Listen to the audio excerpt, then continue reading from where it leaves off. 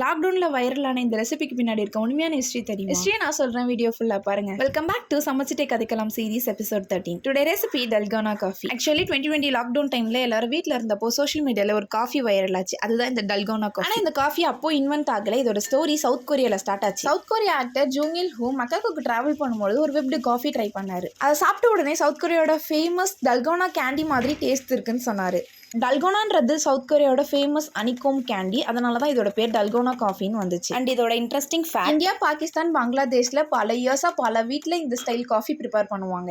ஆனால் 2020 லாக்டவுன் டைமில் தான் இது சோஷியல் மீடியாவில் ஃபேமஸ் ஆகி குளோபல் ட்ரெண்ட் ஆச்சு. இந்த ரெசிபிக்கு வெறும் 4 மெயின் இன்க்ரீடியன்ஸ் தான் தேவை: hot water, sugar, coffee powder, milk. And dalgona காஃபிக்கு குவாரண்டைன் காஃபின்னு இன்னொரு நிக் நேமும் இருந்துச்சு. அண்ட் நெக்ஸ்ட் இந்த ஃபுட் ஹிஸ்ட்ரி பார்க்கலாம், நீங்கள் கமெண்ட் பண்ணுங்க. அண்ட் சாரி 2 டேஸாக வீடியோ அப்லோட் பண்ண முடியல. இதுக்கப்புறம் கண்டினியூவாக வீடியோ வரும். ஸோ இந்த மாதிரி இன்ட்ரெஸ்டிங் ஹிஸ்ட்ரிக்கு நம்ம பேஜை மறக்காமல் ஃபாலோ பண்ணிக்கோங்க. நெக்ஸ்ட் எபிசோடில் பார்க்கலாம். பை.